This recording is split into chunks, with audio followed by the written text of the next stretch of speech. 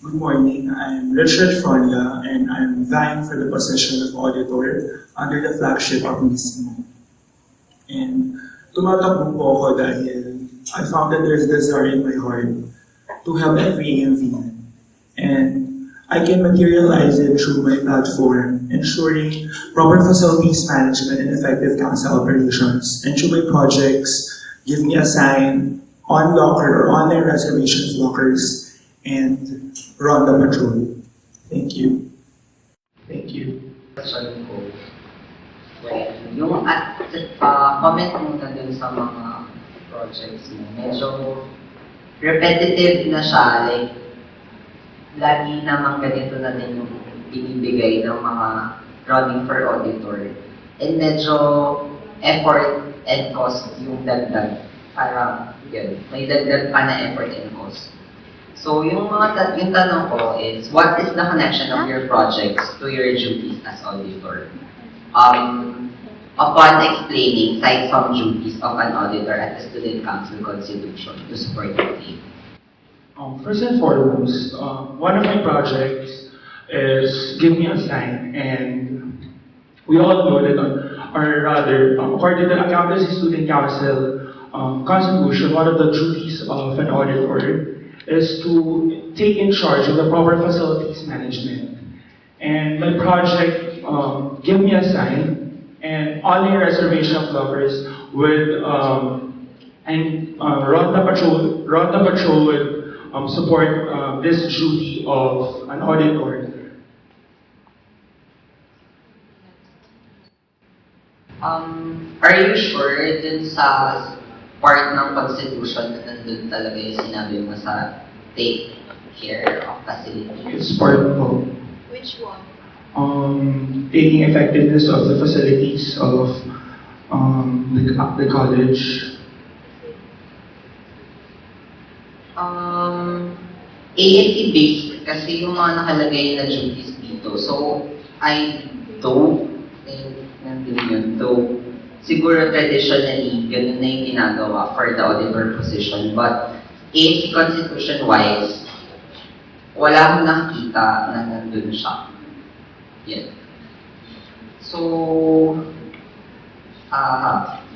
yung sa first follow-up question ko, yung sa online reservation ng lockers, paki-explain na lang yung mechanics doon. There would be a program po that would be hosted by website. And this program, dito po, sa-sign up, yung mga gusto mag-reserve na locker, they can be able to choose their own locker. Dahil makikita mo doon yung parang mismo plan or parang layout. Rather, makikita mo doon yung mga lockers na available. Hindi ba siya magulo? Kasi what if nag-reserve ako online and ako yung number 1? Pero parang nag-joke lang pala. Hindi ko naman din binayaran. Kasi nakalagay dito, after the confirmation of his or her reservation, he or she must pay the rental fee. Pero, yun nga, confirmation, so ibig sabihin, kung sino yung nauna na mag-reserve, diba? What if hindi naman pala nag-reserve, ay hindi naman pala nagbayad yung mga naunang mag-reserve? So parang, nasan yung system doon? There will be a deadline po for the payment. Let's say we'll give 3 days. After 3 days na hindi mabayaran yun, locker reservation would be void, and it will be open again for reservation.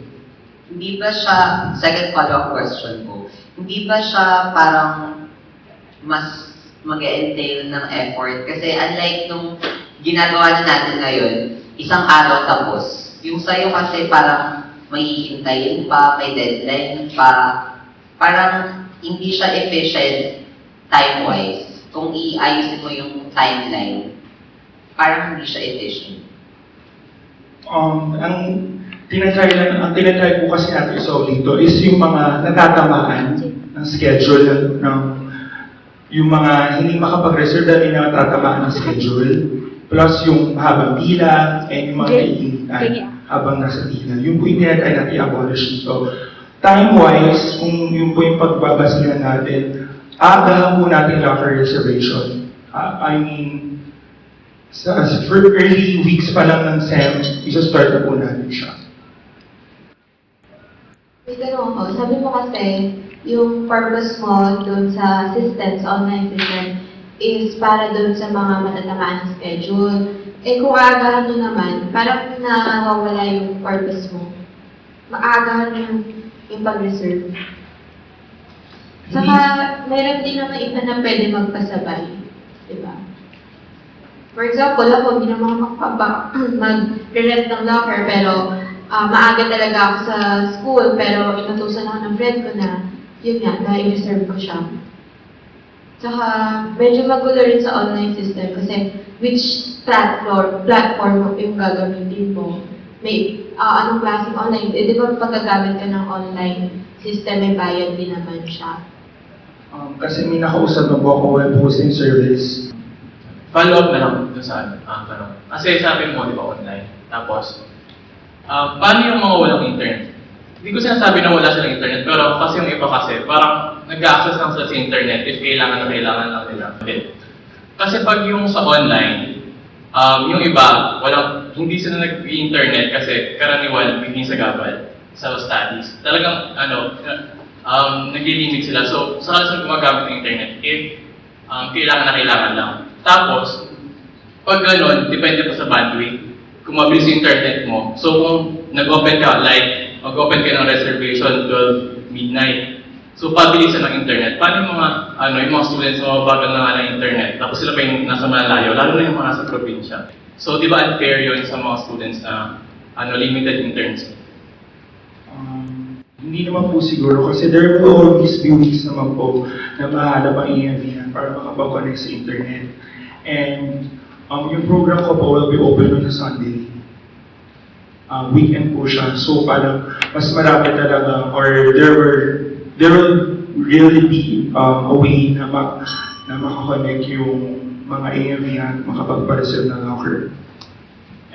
Main question ko, enumerate mo sa akin functions ng auditor based sa AS Constitution, tapos sabihin mo yung mga programs, plans mo na na-align sa fulfillment of duties na yun. According po sa Accountancy Student Council Constitution, if I'm not mistaken, first of all, an auditor is someone who does an independent review of, this is not the exact words po, someone who is in control of someone who's the council as to whether the council follows the rules and regulations or the constitution. Next is an auditor is someone who does an independent review of the different financial statements to be presented by the ASC officers. And Clarify lang, so yung inask niya is enumeration, ba? And you're doing an interpretation of those. So technically, hindi mo alam. Tama ba? alam ko po siya pero Interpretation. I know how to, parang alam ko po siya pero I don't know the exact words. Sorry. Siguro na lang, kahit non-verbatim, pero hindi mo rin kasi nasagot yung second question, which is, nasan yung projects or any activities aligned dun sa duties na yun? Yun na lang. First po, yung Ronda Patrol. This is a project na mag-evaluate po ng facilities ng ating college, and it's part of the effectiveness of the internal control of the council. And yun na po yung project na ginawa ko na inline doon sa constitutional duties ko. Kasi sinasabi mo na na facilities management. Hindi siya state sa constitution natin, pero naging na-pass on na siya as tradition. Naiintindihan ko yun. Pero kasi, kung ang main function mo, kung wala kang plan sa main function mo, bakit hindi boboto? First and foremost po kasi yung facilities, ito yung unang nararamdaman ng estudyante. At I give emphasis to this. I emphasize on this projects kasi ito yung laging nandyan. Ito yung pinaka-concrete na nararamdaman ng estudyante, and dapat maayos mo na yun before thinking of any. Speaking of, sinabi mo kasi is yung unang nararamdaman ng estudyante, tama ba? But the first thing na mga officers ng class officers, kapag may mga ganyan na about sa facilities, pero ang unang pupuntahan nila is not ASC, kahit na malapit lang, pero sa office. So parang nagets mo? Parang if yun yung magiging main platform, yun yung pagmamalaki mo sa amin. Parang medyo parang wala kang edge, yun na. Parang medyo wala kang edge sa iba. Nagets mo naman. I mean, it's a good thing naman na may concerns ka sa students na kapag na may nasirang facility, actionan mo. Pero the thing is, yung unang papasok sa isip ng class officers is dadiretso agad sila sa dean's office. So, yun. Sabi mo kasi is, purpose mo doon sa platform mo is para ma-accommodate yung concerns ng students. Kasi yun yung parang isa sa mga main problems ng students kasi doon sila nag-aaral sa classrooms, doon sila natututo. Pero kasi ang unang papasok sa utak ng mga class officers, pag may mga ganong klase ng grievances, is pupunta sila sa dean's office. So parang, hindi ba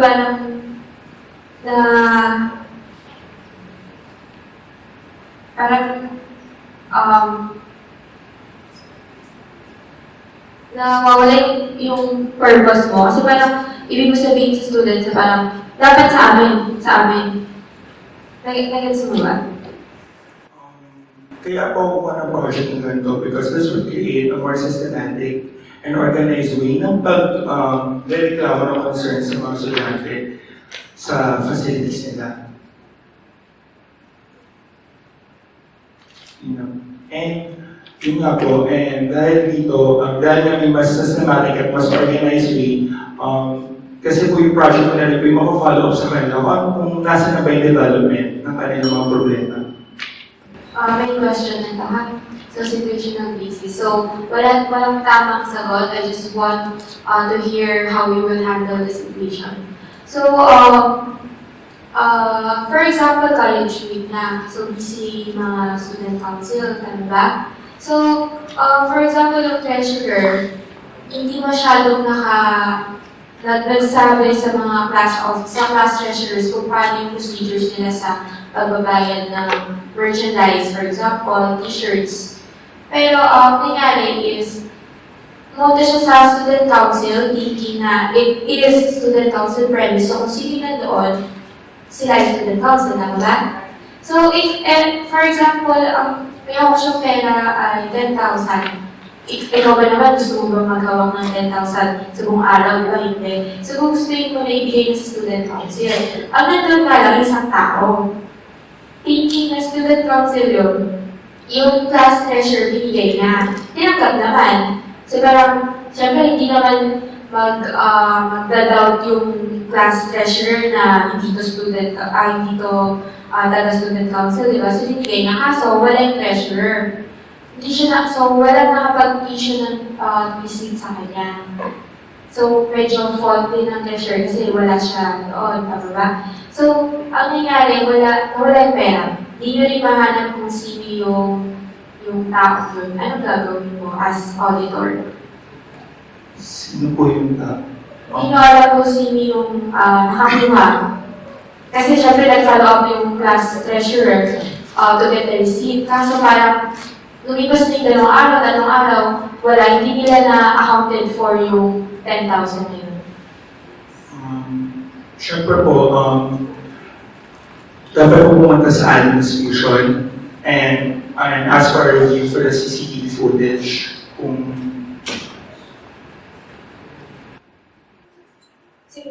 CCTV footage kung dun sa ASC and para malaman kung sino may talaga nandun at kung sino tumanggap ng pera. Paano mag-work ng CCTV footage? At wala pong tao. Oo, siya lang, yung kumuha lang ng pera.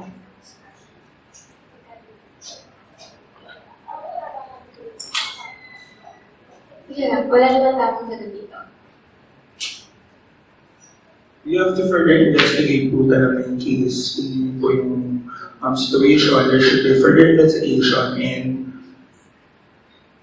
For example, hindi nyo talaga, wala kayong evidence, kundi yung verbal pangyayari na sinabi ng class treasurer. Di ba parang liable dapat ang treasurer? And of course, yung kasi dapat internal control niyo yun, kaso hindi nyo na-ensure sa kanya na may internal control kayo. siguro po, it will be a liability of the treasurer. Pero at the end, kung titignan natin yung sitwasyon, may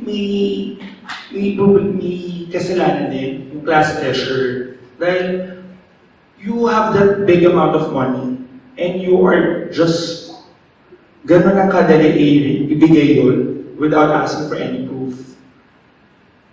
And siguro kailangan din makausap na maigi yung class treasurer kung kanino niya pa talaga binigay and maybe describe kung sino yung napagbigyan niya. Yun po. Yung second main question ko, as an auditor, ibigay mo yung internal control system na i-implement mo sa finances ng ESC and sa events. Dalawa yun, bali. Isa sa finances ng ESC and events like AYAE and DU. First po sa finances, make sure na tama yung documentation. There should be proper documentation ng mga treasurer. Kasi my job starts after their job ends. So you put the proper documentation as to kung tama ba yung budget proposals and financial statements that they presented. As for the events po, I'll make sure that tama yung delegation ng mga staff, tama yung delegation ng mga associates sa magiging part ng every event. How about, like, yun nga, computations, audit, when it comes to events? Any plans?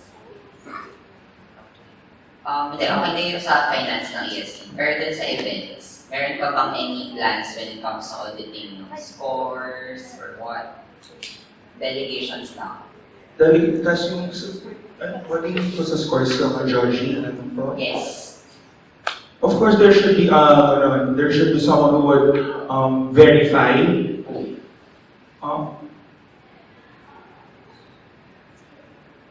Aside from the judges, there should be a verification for maybe for the mga kukunin po natin sa council. Council na. I mean, syempre, ginagawa niyo man talaga yun. Like, kayo naman yung magkakompute ng scores, hindi judge. Opo, we can also get some from other organizations. Anong gagawin ng mga orgs? Pag nakakuha po tayo ng mga parang delegates from other orgs, we will be able to, sila po yung mag-verify if tama po yung computation ng judges. Like, what specific org? JP and SBNP siguro po. For my next follow-up question, what if may nawalang pera? Yung findings mo is may nawalang pera as to how and why. Wala lang. Ano doon? Sa may nawalang pera. Willing ka bang sacrifice yung image ng student council sa pag-release ng findings na yun? Which is kasama ka. So, if ever man na malaman, may makaalam ng findings na ano ba yung student council may nawalang pera. So, parang image yun, masisira kayo. Like, pati yung mga political parties nyo, pwedeng magkaroon ng consequences on the next elections. Or, itatago mo, or yun na, hindi mo i-reveal yung findings mo na yun for the sake na yung tingin ng students or yung, like, yun na, yung image nyo as student council, manatiling clean. As long as tama po yung investigation, as long as napatunayan, as long as may mga ebidensya, I have wala na po akong pakialam sa image as long as we're being transparent to the whole student body.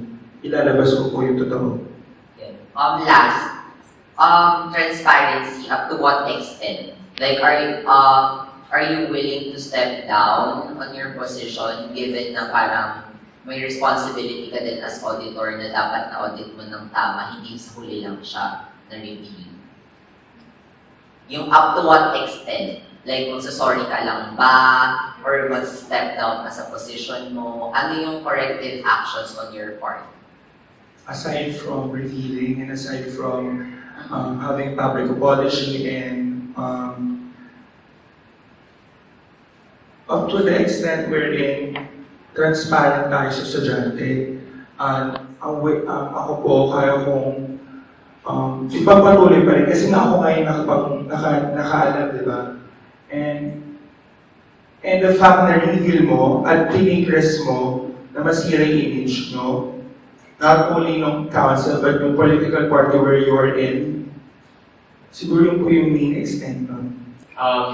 What if situational, gusto ko yung sagot mo, dapat based ko sa laws, saka yung making implementation mo ng internal controls. Okay.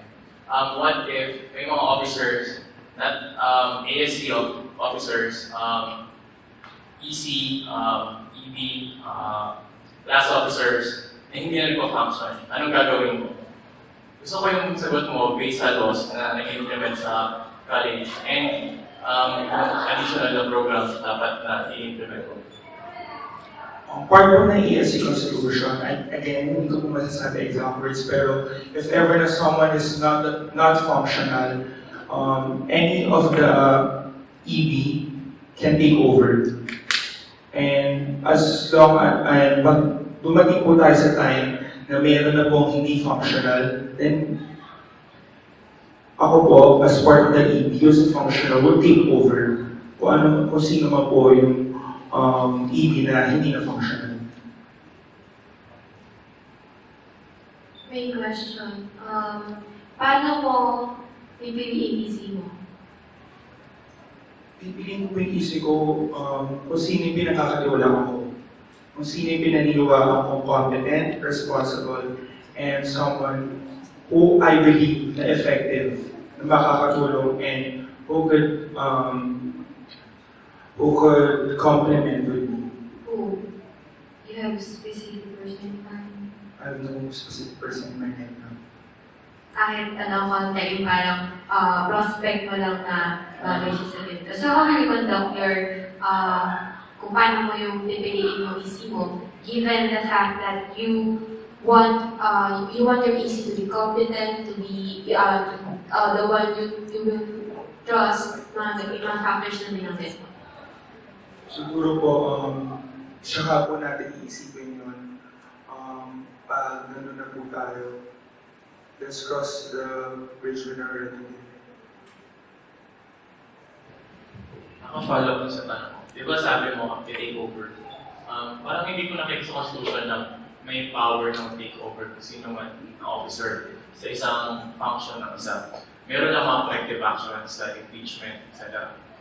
Since auditor ka, hindi mo sa akin nasabi yung plans mo, ano yung i-implement ng internal control. Kasi pine-prevent mo nga kasi may internal control kayo. Hindi naaabot sa impeachment dapat. Pag umabot kayo sa impeachment, democratic process na din. Ang mag-decide na, sa current constitution natin, depende sa sino yung ma-assign na investigate. Pero, kasi lalabas yun sa public, yung investigation. So, dapat ma-maintain nyo pa ng integrity ng ESC. So, dapat yun yung aim mo as auditor. Bakit ngayon? Bakit ngayon, tumatakbo ka hanggang ngayon? Wala pa rin kayong plan, specific rules na ipapalo in case mangyari.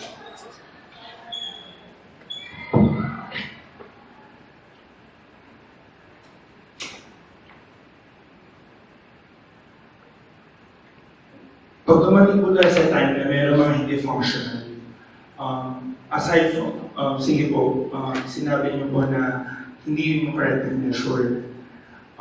Syempre po, as an auditor and as someone who is in charge of the internal control, syempre nandiyan po dapat yung constant reminder dun sa EB or EC na yun to be functional and to always remind him or her about his or her duties. Follow-up lang, how can you assure to me na kapag nasa posisyon ka na, gagawin mo na lahat? Kasi ngayon pa lang, wala ka pang plan kapag na-elect ka na. Parang isipin mo na lang lahat ng magiging afterwards kapag nandun ka na. Hindi ba dapat proactive tayo? Parang you should already think about pag na-elect ka, I'm confident and positive that you will win, di ba? I mean, tatakbo ka. Siyempre, nasa isip mo yan na mananalo ka. Pero bakit parang pinapakita mo sa amin that you are not confident? Even the fact na kanina sinabi mo sa amin na pag nandun na. Tapos, and in addition, parang paano mo ma-ensure sa amin na gagawin mo yung talagang internal control nyo, given the fact that medyo hindi mo pa nababasa lahat ng rules and regulation ng PSC, ng UST, and all.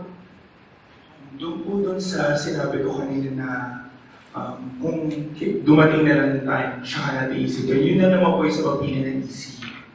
Yun na naman po yung sa pagpili ng isang attendance coordinator.